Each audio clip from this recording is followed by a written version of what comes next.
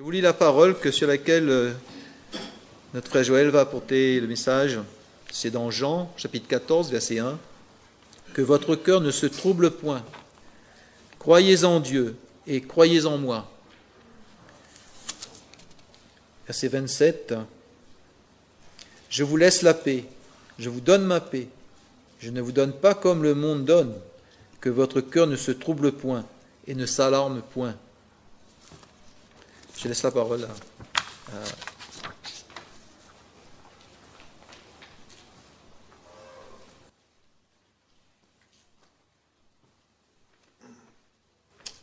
Bonjour à tous. C'est un plaisir pour moi d'être avec vous, mais j'aurais préféré de venir dans d'autres conditions pour qu'Hicham soit en forme. Mais on est des êtres humains, avec nos faiblesses. Parfois, cette maladie nous rend fragiles. Et on a prié pour lui, nous attendons au Seigneur. Ce matin, j'aimerais vous parler de la paix de Dieu. L'apôtre Paul va dire « Je ne cesse de vous rappeler les mêmes choses parce que pour vous cela est salutaire. » Cette semaine, on a fait des visites avec ma compagne et une jeune fille de 35 ans environ. Elle est atteinte d'une mauvaise maladie et son compagnon, il était vraiment, je pourrais dire, dans un état pitoyable.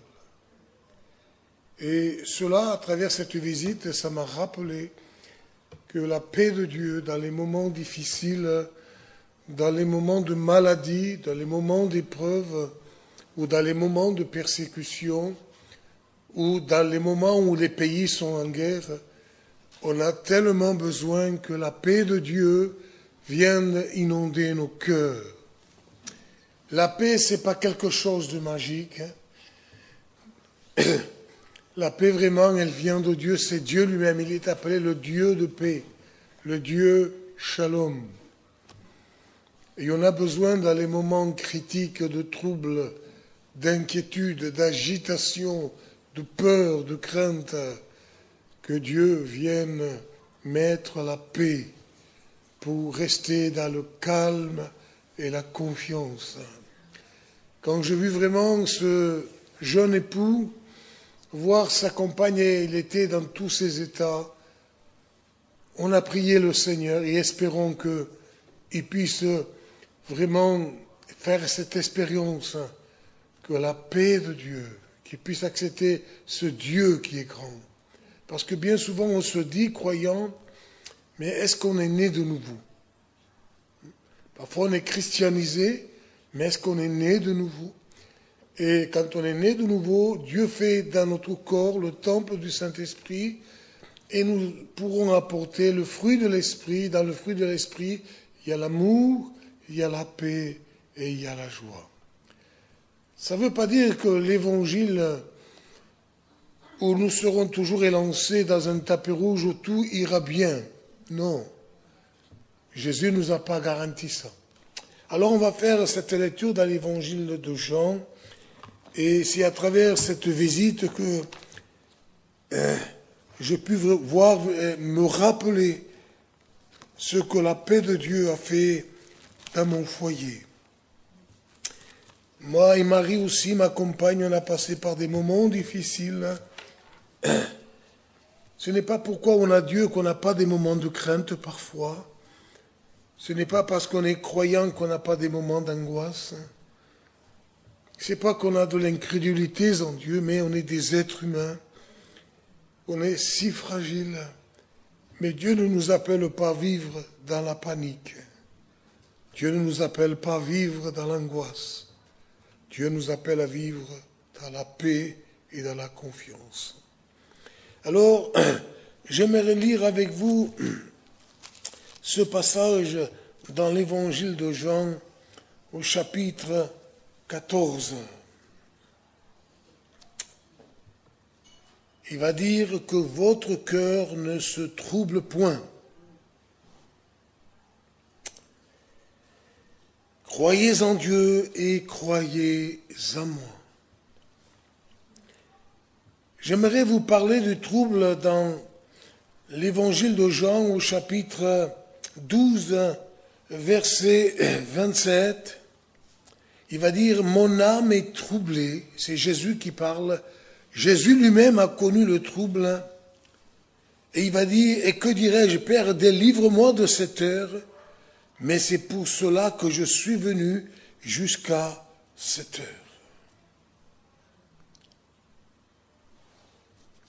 Et si Jésus, il a été troublé parce qu'il devait monter à la croix, mourir pour l'humanité, et Jésus lui-même va dire au jardin de Gethsémane, si tu pouvais éloigner de moi cette coupe, mais non pas ma volonté, mais ta volonté. Et Jésus, dans le jardin de Gethsémane, va éprouver des angoisses. Il va être triste. Et l'auteur aux Hébreux va dire qu'il était avec des grands cris, des larmes et d'une grande souffrance. Alors, je pourrais dire qu'il y avait beaucoup de démons et beaucoup d'oppression dans le jardin de Gethsémane. Donc, quand il y a le trouble, les démons, on ne les voit pas, mais ils sont quelque part, parce qu'ils veulent nous enlever la paix. Le deuxième passage que j'aimerais vous lire aussi, comme quoi Jésus il a été troublé, chapitre 13 de l'évangile de Jean, verset 21. Ayant ainsi parlé, Jésus fut troublé en son esprit. Et il dit expressément en vérité, je vous le dis, l'un de vous me livrera. Judas qu'il a mangé le pain avec lui, et Judas qu'il a levé le talon, c'est-à-dire qu'il a tourné le dos à Jésus et qu'il a trahi le maître, donc Jésus va être troublé. Et si nous lisons dans, comment dire cela, dans l'évangile de Jean 13, verset 2, pendant le souper, alors que le diable avait déjà mis dans le cœur de Judas Iscariote, fils de Simon, le dessein de le livrer. Donc je vous dis, quand il y a le trouble, c'est que les démons ne sont pas loin. Et qui veulent nous enlever cette paix, cette sérénité. Et Jésus va rappeler, dans l'Épître aux Romains au chapitre 10, verset 17, il nous dit que la foi vient de ce qu'on entend. Et quand Jésus va dire que votre cœur ne se trouble point, alors en écoutant ces paroles, on reçoit cette parole de foi pour que cette paix reste ferme. L'ennemi, il veut vraiment nous balloter d'un côté et de l'autre et mettre dans nos cœurs une crainte, un trouble. Je peux dire parfois qu'il y a des silences de Dieu, comme le prophète Habacuc, il priait, il ne voyait rien. C'est difficile de passer dans des moments où il y a des silences de Dieu. Mais nous voulons lui faire confiance. Dans les moments de brouillard, nous voulons lui faire confiance. Je me rappelle, mon père est allé évangéliser un jour mon grand-oncle qui est atteint d'une maladie. On l'avait baptisé et au bout d'un certain temps, voilà qu'il devait quitter ce monde et il avait comme une crainte pour partir. On est des humains. Et mon père avait prié pour lui en disant, n'ayez pas crainte, soyez rassurés, vous allez partir avec le Seigneur. Et il s'est laissé aller. Et il est parti avec le Seigneur. Il est bon d'avoir dans la paix une assurance dans les moments où la mort est la reine de l'épouvante. On a besoin que votre cœur ne se trouble point. Nous voulons que le Maître puisse apporter à ceux qui se sentent troublés une parole pour tranquilliser votre esprit et votre corps et vos pensées. Le remède sera de croire en Dieu et de croire en Jésus. Si nous lisons dans le livre de Nombres, au chapitre 14, verset 11, le peuple hébreu avait mis en colère le Dieu Tout-Puissant. Et il avait dit, et l'Éternel dit à Moïse, jusqu'à quand ce peuple me méprisera-t-il? Jusqu'à quand ne croira-t-il pas en moi, malgré tous les prodiges que j'ai faits au milieu de lui? C'était un peuple courant, un peuple incrédule. Nous ne voulons pas vivre dans l'incrédulité, mais la Bible nous dit le juste vivra par la foi. On peut avoir des moments de doute, de crainte, d'angoisse, mais le chrétien est appelé à vivre par la foi. Et dans Habakkuk chapitre 2, verset 4, c'est ce que le prophète va dire et que l'apôtre va répéter, le juste vivra par la foi. Et ensuite de croire en Jésus-Christ, si nous lisons dans l'évangile de Jean au chapitre 12, verset 37, malgré tant de miracles qu'il avait fait en leur présence, ils ne croyaient pas en lui.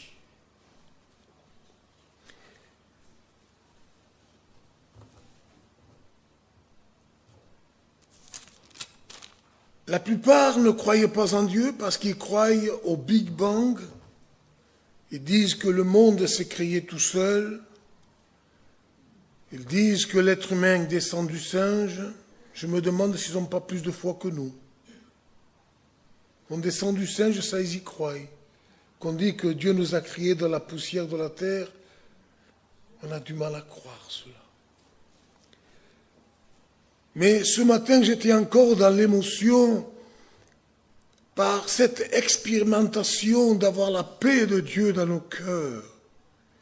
Et qu'avec de l'argent, on ne peut pas se payer cela. Et je veux prendre quelques notes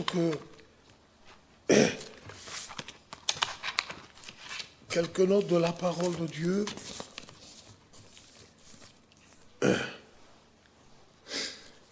Et si nous lisons encore dans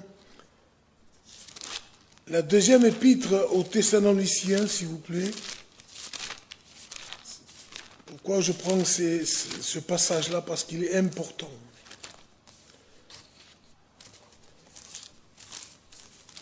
Deuxième épître aux Thessaloniciens, chapitre 2, verset 2. 2 Thessaloniciens 2, 2. De ne pas vous laisser facilement ébranler dans votre bon sens et de ne pas vous laisser troubler soit par quelque inspiration ou par une parole ou par une lettre qui semblerait venir de nous comme si le jour du Seigneur était déjà là. L'apôtre Paul avertit à l'église de Thessalonique que vraiment, il ne fallait pas vraiment se mettre, comment dire cela, qu'ils ne soient pas troublés. Malheureusement, à l'église, aux églises de la Galatie, il y a des gens qui avaient apporté le trouble. Parce que le salut par grâce, ils voulaient retourner à la loi, à la circoncision, dans d'autres termes, renverser l'évangile de Dieu. Et des gens qui apportaient le trouble à ces églises-là. Donc nous voulons rester, je pourrais dire, nous garder et de ne pas nous laisser séduire par des aspirations humaines, et je pourrais dire diaboliques, pour nous détourner de l'évangile. Dans d'autres termes, enlever la foi pour que nous puissions douter de Dieu pour que nous puissions croire au mensonge. Et dans 1 Pierre 1, verset 3, regardez ce qu'il nous dit aussi. 1 Pierre 3, 14.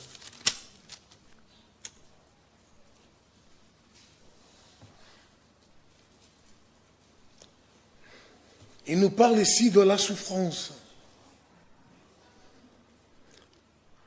D'ailleurs, même si vous souffriez pour la justice, vous seriez heureux. N'ayez d'eux aucune crainte et ne soyez pas Parce que dans la souffrance, l'ennemi peut mettre le trouble. Et l'apôtre Pierre, c'est une lettre vraiment où on nous parle qu'il y avait une persécution, mais il y a un mot d'encouragement. N'ayez d'eux aucune crainte et ne soyez pas troublés. Voilà l'exhortation que l'apôtre Pierre nous donne. Et on va relire vraiment l'évangile de Jean qui nous dit « Croyez en Dieu et croyez en moi ». Malgré tant de miracles qu'ils avaient faits, ils n'avaient pas cru en Dieu.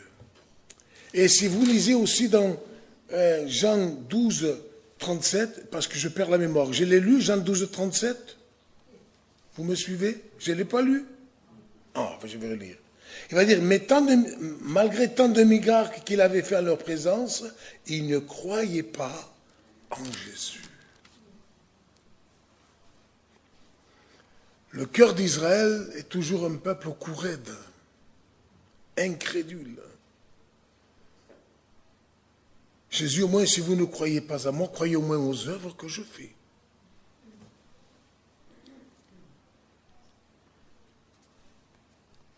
Je vais vous dire un exemple. Jésus avait ressuscité Lazare et ça ne les avait pas plu, qu'ils voulaient même à nouveau tuer Lazare.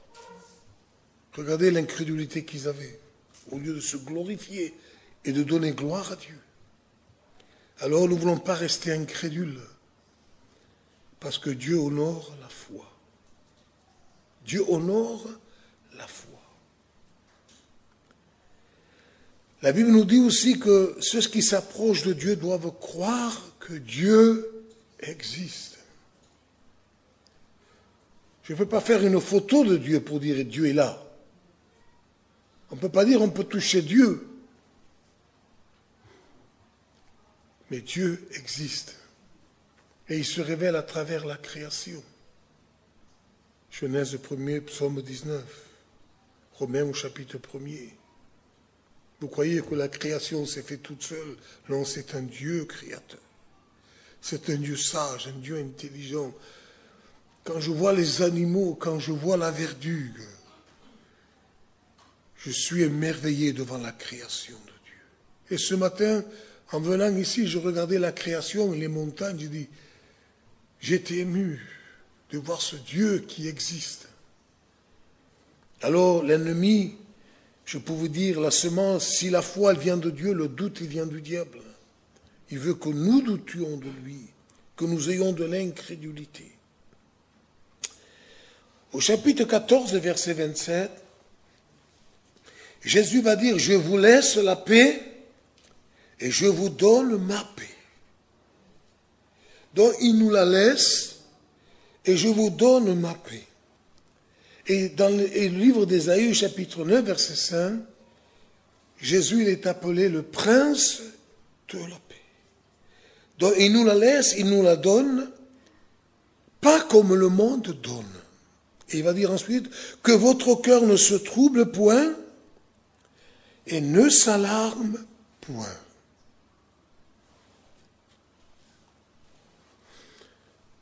Pour ne pas se troubler, pour ne pas s'alarmer, Jésus nous laisse cette paix. Je vous la donne, non pas comme le monde vous donne.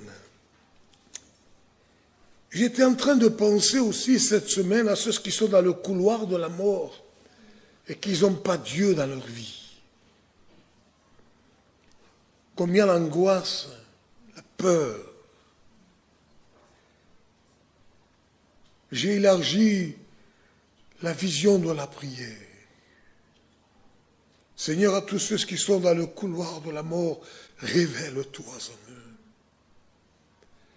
Que tu viennes parler parce que tu as mis dans leur cœur la pensée de l'éternité, que tu parles. Et une fois, je suis allé dans une maison de retraite et je me suis étonné que ceux qui étaient dans le couloir de la mort croyaient en Dieu.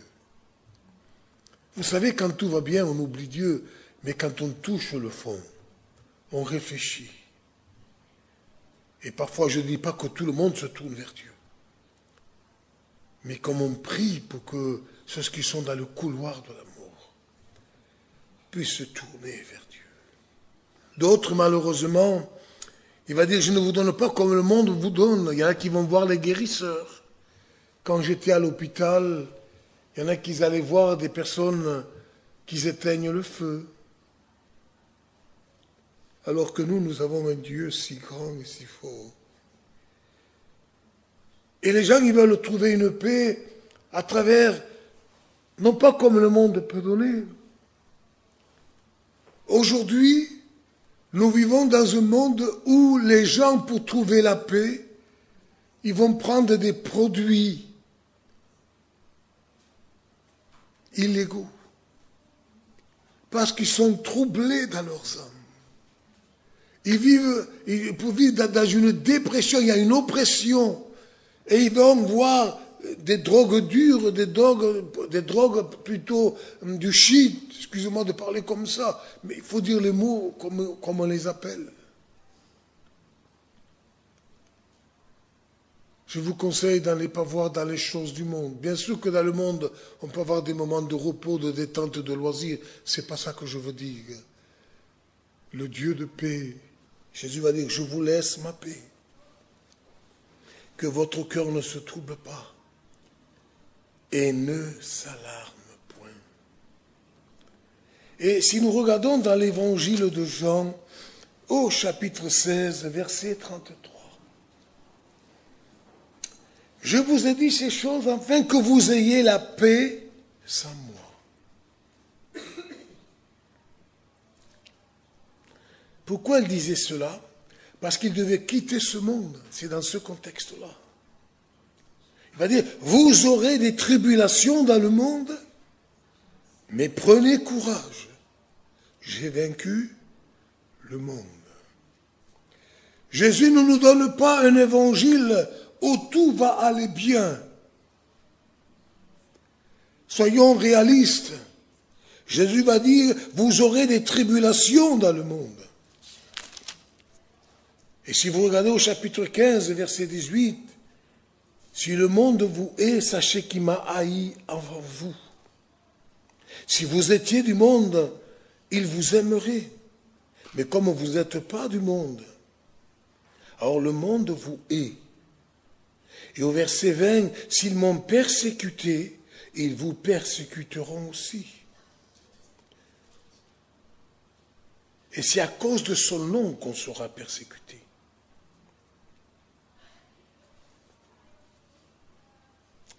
Et encore là, Jésus rappelle, si je n'avais pas fait parmi eux des œuvres que nul autre a fait. Et encore, ils ne croyaient pas en lui. Alors, il va citer ce passage qu'il est écrit, ils m'ont haï sans cause, verset 25. Cela est écrit dans le psaume 35, verset 19. Ils m'ont haï sans cause. Alors, tous les apôtres, à part Jean, sont morts martyrs. J'aimerais vous, comment dire cela, dans les Actes des Apôtres, chapitre 14, verset 22, l'apôtre Paul rappelle, c'est par beaucoup de tribulations que nous hériterons le royaume de Dieu. Donc bien souvent on sera contrarié, on va trouver de l'opposition, et ce n'est pas facile. Mais nous voulons mettre notre foi en Dieu, cette confiance au Seigneur Jésus-Christ. On va prendre maintenant dans les Actes au chapitre 12.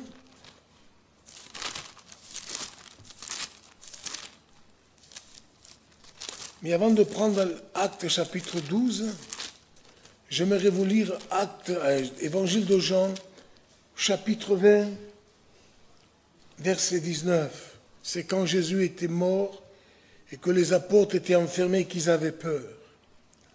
Le soir de ce jour qu'ils étaient, le premier jour de la semaine, les portes, le lieu où se trouvaient les disciples, étaient fermées à cause de la crainte qu'ils avaient des Juifs. Jésus vint, se présenta au milieu d'eux et leur dit, « Shalom soit avec vous. » C'est le message de la résurrection que le shalom soit avec vous, parce qu'ils étaient dans la crainte. Et il leur montra ses mains et son côté, et ils furent dans la joie.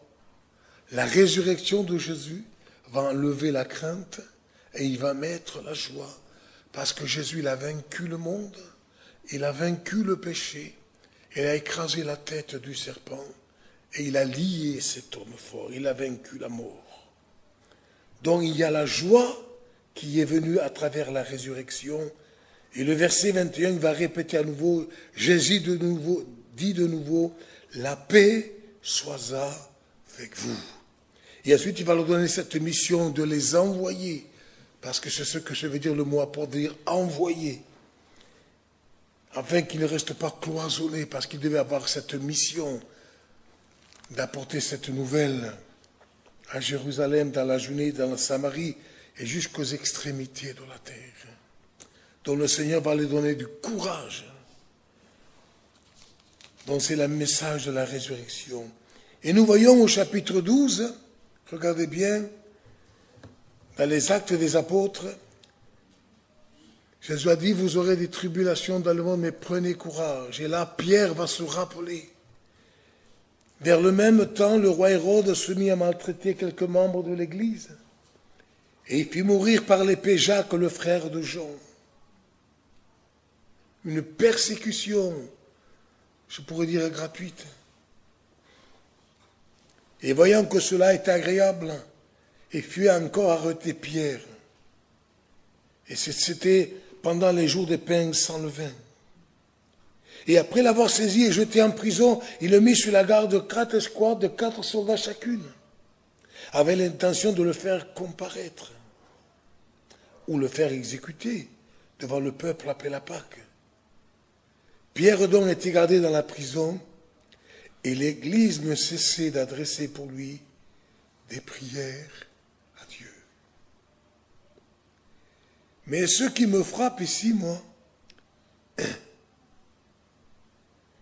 c'est le verset 6. La nuit qui précédait le jour où Hérode allait le faire comparaître, Pierre, lié de 2 chaînes, dormait entre des soldats et des sentinelles devant la porte de la prison.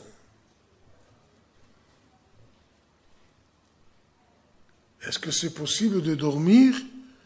Jacques, il est décapité, Pierre en prison, et lui, il dort.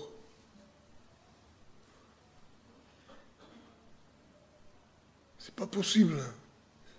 C'est la paix de Dieu. Vous aurez des tribulations. Et il s'est rappelé les paroles du Maître. Et dans les moments de persécution, Pierre dormait. Je me pose la question, Pierre, est-ce que tu es dans un hôtel 4 étoiles avec un bon matelas, les meilleurs des matelas, la meilleure température? Non, avec des chaînes à la prison, Pierre dormait. Vous aurez des tribulations dans le monde, mais prenez courage. Si dans la persécution on perd courage, la paix ne sera pas assurée. Mais si on garde le courage et qu'on reste ferme, on doit garder cette foi, on doit garder cette paix, pour ne pas nous laisser ébranler, afin que nous ne soyons pas troublés, et vivre dans la peur et dans la crainte. Mais qu'est-ce qui s'est passé aussi? C'est que l'Église ne cessait d'adresser pour lui des prières à Dieu. Je peux vous raconter un témoignage? Il y a quelques années, j'ai toujours voulu passer du temps dans le jeûne. Je ne dis pas cela pour étaler, non. C'est une expérience. Et le jeûne de Daniel, toujours, je disais, Seigneur, j'aimerais passer tant de jours et manger des légumes le soir. Alors, et cela c'était tous les ans, mais jamais je le faisais. Et un jour, on prend une décision avec la grâce de Dieu. C'est Dieu qui avait mis ça dans nos cœurs, pas c'est Dieu qui met à nous le vouloir les faire. Philippiens 2,13. On va passer un mois de jeûne et manger le soir des légumes et des fruits. Au bout de la semaine, on entend une mauvaise nouvelle.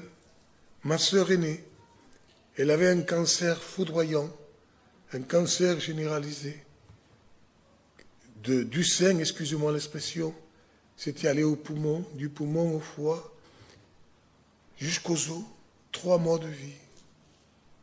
Et moi et mon père et mon frère, on était dans le jeu. Je peux vous dire une chose, cette parole nous a donné un coup. Mais après, on est resté dans le calme. Vous me croyez? Rester dans le calme quand votre sœur a que 3 mois de vie, une maladie grave. Elle faisait la chiméo, quand elle venait, excusez-moi l'expression, aucun fait secondaire. C'est pas possible. Et les chiméos fortes, aucun fait secondaire. Excusez-moi l'expression, ce qu'elle mangeait jamais le rendait. Elle avait 3 mois de vie. Il y a des années, et encore elle est là. Bien sûr qu'elle est allée au docteur, mais la bonne main de Dieu était sur elle. De prier dans le combat. Bien souvent, on ne gagne pas assez de combats. Bien sûr que Jésus a remporté le combat à la croix.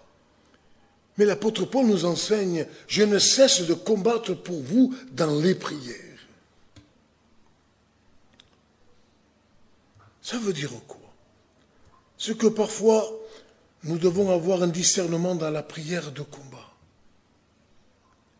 Je peux vous dire que quand nous prions dans le combat, en proclamant que Jésus est mort pour nos péchés, qu'il a vaincu le monde, écrasé la tête du serpent, et l'apôtre Paul va dire, je suis plus que vainqueur par celui qui nous a aimés. Alors, Jésus nous donne les armes de lumière pour combattre. Et là, il ne cessait de prier. Et Pierre dormait. Dans 2 Corinthiens, au chapitre 2 Corinthiens 1, 11, il nous dit, vous nous avez assisté de vos prières. Quand j'étais à l'hôpital et que ma femme, pendant 3 fois, elle a frôlé la mort, eh bien, j'ai senti comme une peur de la perdre. Et après, quand j'ai prié, je me suis senti vraiment assisté par les prières des frères et des sœurs. J'ai vu que l'atmosphère avait changé. Et on avait la paix de Dieu dans les moments difficiles. Marie l'a frôlé 3 fois la mort, ma compagne. J'ai eu des moments de peur, mais je n'ai pas vécu dans la peur. La paix de Dieu était là. Et je me réjouis à ceux qui passent par des moments difficiles, que la paix de Dieu vienne vous garder. Non seulement il va garder Pierre par ses prières et donner la paix, mais Dieu va faire un miracle extraordinaire. Les chaînes vont tomber et la porte de la prison va s'ouvrir et Dieu va libérer Pierre. Je pense que nous devons rentrer dans la stratégie de Dieu, dans la prière de combat, pour que nous puissions remporter des victoires. Parfois, il y a plus de défaites que de victoires. Il faut se remettre en question. Et Dieu nous appelle vraiment à combattre dans la prière pour que nous ayons des victoires. Et il n'y a pas de victoire sans combat.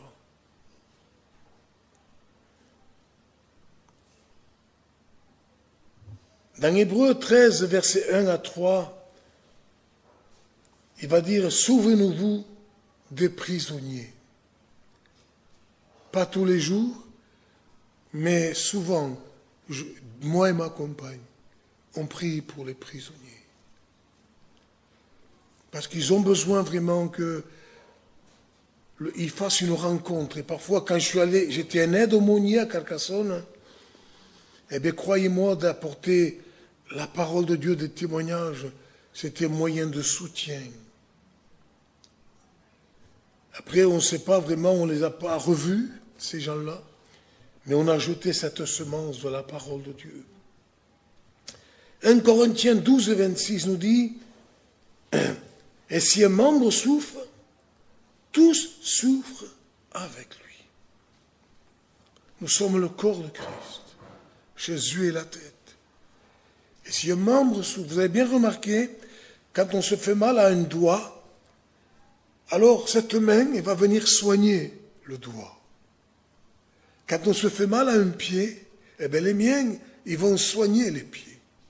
Et c'est ainsi vraiment, si un membre souffre, on doit souffrir avec lui. Et apporter un soutien moral, un soutien spirituel. Jésus va dire, j'étais malade et vous m'avez visité. C'est important une visite, parce que ça apporte un soutien moral et spirituel.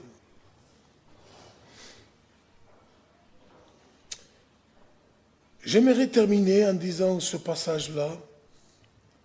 La Bible nous dit, dans l'évangile de Matthieu, chapitre 6,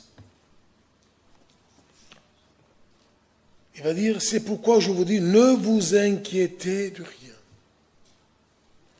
Ne vous inquiétez pas pour votre vie, ni de ce que vous mangerez. Et le verset 31, 6, 31, ne vous inquiétez donc, et ne dites pas que mangerons-nous, que boirons-nous, et de quoi serons-nous vêtus. Le verset 34, ne vous inquiétez pas donc du lendemain, car le lendemain aura soin, et à chaque jour suffit sa peine.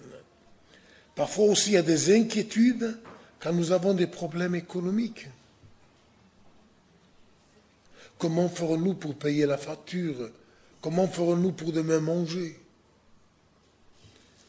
La Bible nous dit, ne vous inquiétez donc pas du lendemain. Et Philippiens 4, 6 à 7, il va dire, ne vous inquiétez de rien. On va dire, mais l'apôtre Paul, c'est facile, hein, quand on a un bon compte en banque, que tout va bien, ne pas s'inquiéter. Mais il va dire, ne vous inquiétez de rien, mais en toutes choses, faites connaître vos besoins à Dieu par des prières et des supplications. Et la paix de Dieu, qui surpasse toute intelligence, gardera vos cœurs et vos pensées. Dans la paix, ne vous inquiétez pas, mais faites connaître vos besoins à Dieu par des prières encore. Si tu as un besoin, fais connaître ton besoin. Vous voulez écouter un témoignage et je termine par là? Il dit bien, et la paix de Dieu qui surpasse toute intelligence gardera vos cœurs et vos pensées en Jésus-Christ. Ma mère, elle avait des problèmes économiques, je vous parle moi, il y a quelques années, j'étais petit. Et il y avait un combat pour donner l'argent à l'offrande. Où je donne les 50 francs à l'offrande et après j'ai pris rien pour manger. C'est son expérience à elle. Hein. Elle avait mis l'offrande. Écoutez bien.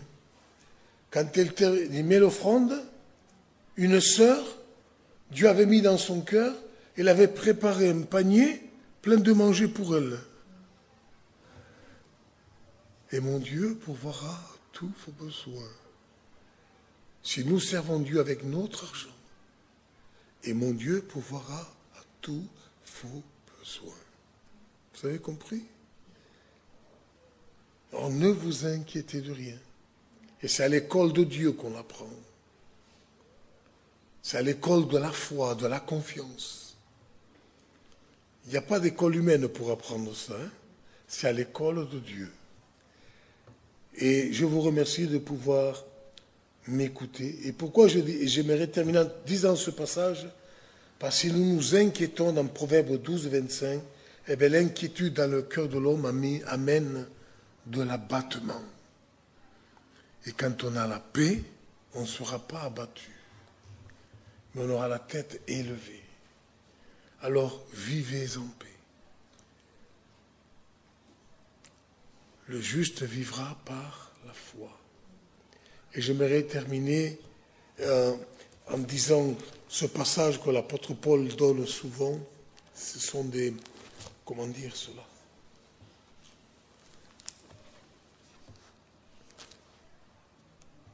C'est des salutations formidables. 2 Corinthiens 13, verset 13. Que la grâce du Seigneur Jésus-Christ, l'amour de Dieu et la communion du Saint-Esprit soient avec vous. Il dit bien la grâce de Dieu. Pourquoi je dis ce passage?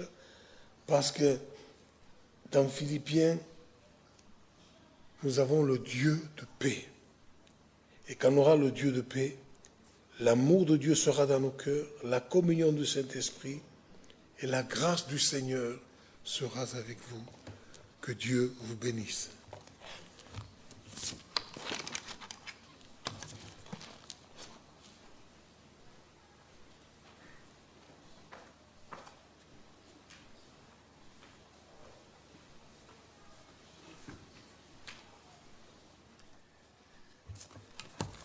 Remercions Joël pour ce message. Je vous invite à vous lever pour un cantique en l'honneur de notre Seigneur de paix. Comme un fleuve immense est la paix de Dieu, parfaite elle avance, vainqueur en tout lieu. Parfaite elle augmente, constamment son cours, parfaite sa pente s'abaisse toujours.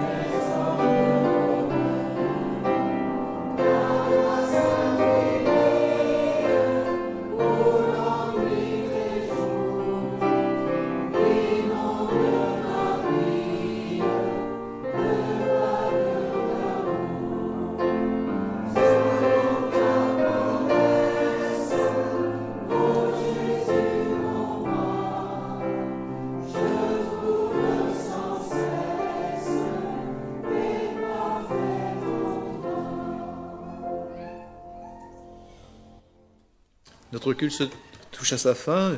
Je vous laisse une parole de bénédiction pour la semaine dans Nombre 6, 24-26. Que l'Éternel te bénisse et qu'il te garde, que l'Éternel fasse luire sa face sur toi et qu'il t'accorde sa grâce, Que l'Éternel tourne sa face vers toi et qu'il te donne la paix. Amen. Bon dimanche et bonne semaine à toutes et à tous.